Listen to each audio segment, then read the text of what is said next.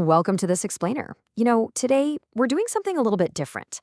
We're going to take a narrative approach to a deeply fascinating topic. We're essentially going to treat the human mind as the protagonist in a lifelong epic story.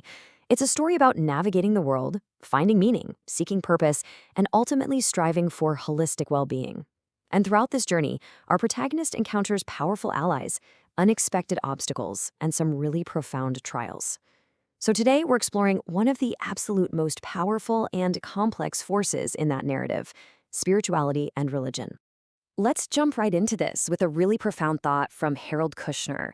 He was reflecting on the work of psychiatrist Viktor Frankl, and he said, "Life is not first and foremost a search for pleasure, but first and foremost a search for meaning." Wow, that completely sets the stakes for our narrative, doesn't it? We aren't just biological machines seeking comfort.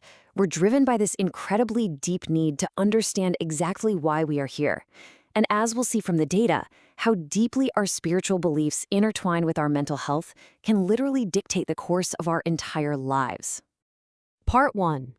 The human quest for meaning. So, to really understand this quest, we have to look at what modern society is grappling with right now. The research points out that we're facing a massive anthropological crisis, and it's especially acute among university students and emerging adults. You see, despite all our incredible technological advancements, a deterioration of spiritual and ethical foundations has left this huge existential void. And this void is directly linked to rising anxiety, depression, and despair. So what's the antidote? Well, enter a crucial ally for the human mind, logotherapy. Developed by Viktor Frankl, this psychological theory argues that our primary motivation is actually a deeply spiritual desire to find meaning and purpose in life. What's truly interesting about this framework is how it conceptualizes a person not just as a body, or soma, but as a cohesive unity of body, mind, and spirit, or psyche.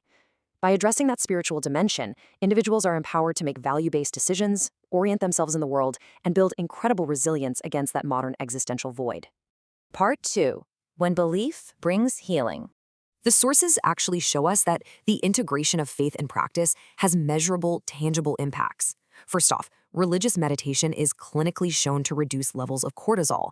That's the primary stress hormone that often triggers psychological disorders. Second, this simple act of prayer provides a profound sense of calm and hope, especially during times of severe stress. And third, these activities create a dedicated space for spiritual reflection, which directly fosters much better emotional regulation. These aren't just abstract ideas, right? They are physical and psychological tools that essentially equip our protagonist to navigate life's adversities with real optimism. But as we know, every good story has to have conflict, and this brilliantly illustrates the central tension we find in the research. On one side, faith acts as a massive protective factor, offering resilience and community support. But on the flip side, religious structures can sometimes become major obstacles to care. Things like tribalism, fundamentalist stigma, and the misattribution of medical symptoms can completely derail a person's healing journey. Part 3. The shadow of stigma. So let's impartially examine the clinical data surrounding this shadow.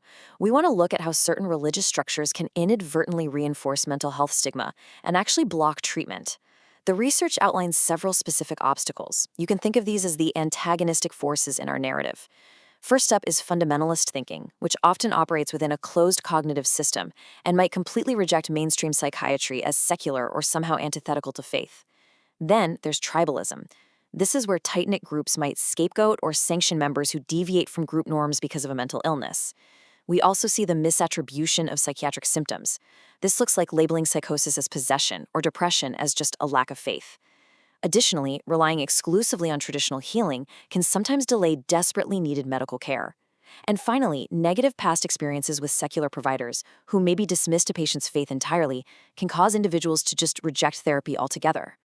To truly understand the emotional toll of this, the clinical data provides some very real human examples. Consider the story of an African-American youth who sought help for depression, only to feel deeply judged and alienated by her own church community when she finally disclosed her struggles. Or take the mother suffering from severe postpartum anxiety. She was told by her congregation to simply identify her generational sins and pray them away, rather than seeking medication or psychotherapy. These examples empathetically illustrate how communally reinforced stigma can profoundly isolate our protagonist in their moment of greatest need. Just imagine feeling that profoundly disconnected during your moment of absolute greatest vulnerability. Part 4. Navigating Existential Loneliness. Isolation is a remarkably powerful force. Let's move a bit deeper into the trials of the human condition by focusing on a unique type of suffering that often impacts vulnerable populations, like older migrants. The crucial point here is understanding exactly what we mean by existential loneliness. Essentially, it is a profound sense of fundamental separation. Separation from others, from meaning, and from the universe itself.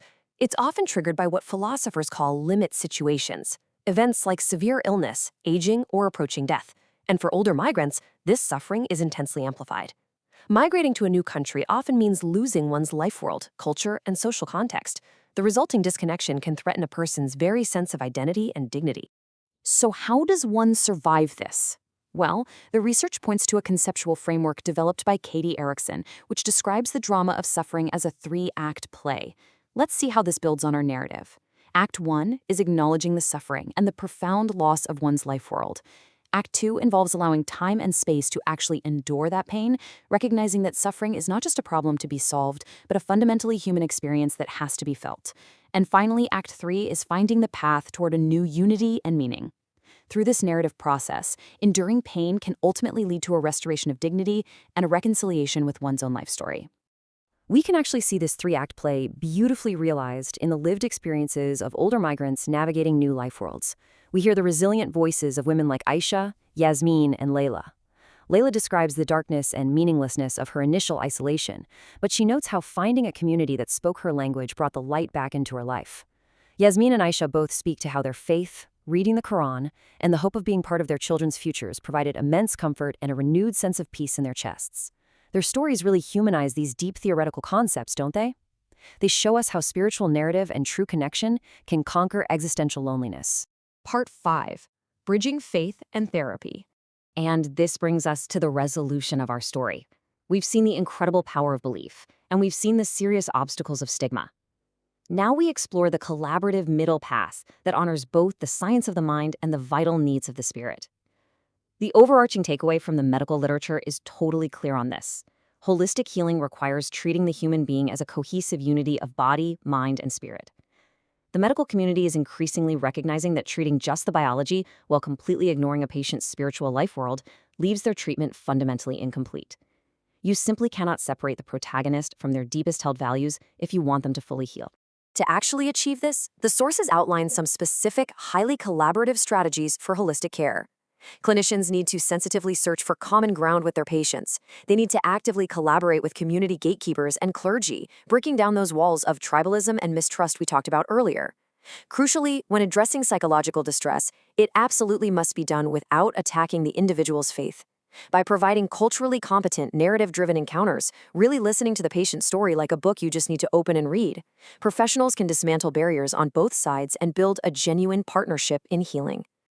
And that brings our story to a close, but it opens up a really important question for your own narrative. If our minds and spirits are truly inseparable, how does your own worldview shape your path to holistic healing? It's a profound thought to carry with you. Thank you so much for joining me on this explainer, and I really hope this deep dive has sparked your curiosity to further explore the incredible intersection of faith, the mind, and the search for meaning.